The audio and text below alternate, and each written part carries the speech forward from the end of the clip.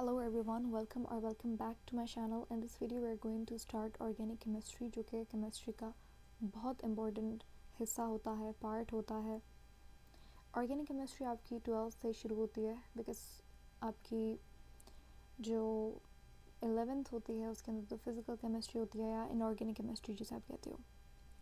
Organic chemistry हर competitive exam के लिए, चाहे ई कैट, एम कैट, आगा खान हो, AMC हो, कुछ भी हो, तो ऑर्गेनिक केमिस्ट्री बहुत इम्पॉर्टेंट है अगर आप केमिस्ट्री सब्जेक्ट की बात करते हो. तो इस चैप्टर को हम ज़ीरो से एकदम स्क्रैच से शुरू करेंगे.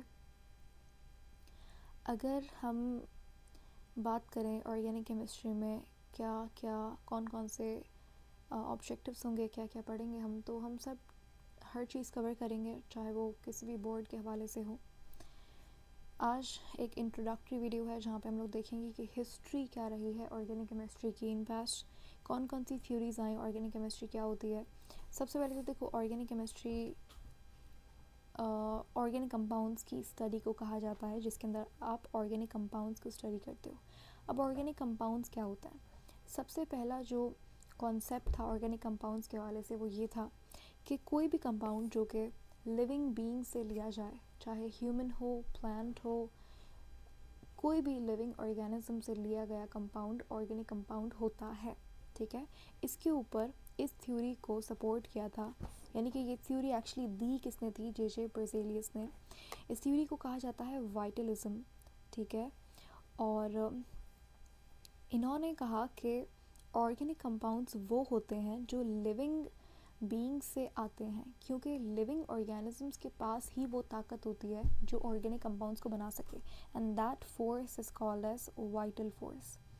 ठीक है, तो उन्होंने कहा कि it is impossible to form organic compounds from inorganic compounds, यानी कि आप इनऑर्गेनिक कंपाउंड से ऑर्गेनिक कंपाउंड्स नहीं बना सकते, मतलब इम्पॉसिबल है ये, क्योंकि ऑर्गेनिक कंपाउंड बनाने के लिए एक फ़ोर्स लगती है जिसको वाइटल फोर्स कहते हैं, जो सिर्फ़ और सिर्फ लिविंग सेल, लिविंग बीइंग से जनरेट होती है.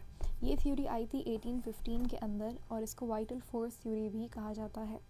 आपने क्या क्या याद रखना है? फर्स्ट, वाइटल फोर्स थ्योरी किसने दी थी? जे बेrzelius ने दी थी. क्या कहती है? मेन इसका पॉइंट क्या है कि भाई जितना भी ऑर्गेनिक कंपाउंड है वो सब का सब लिविंग बीइंग से आता है, इनऑर्गेनिक कंपाउंड से नहीं आ सकता.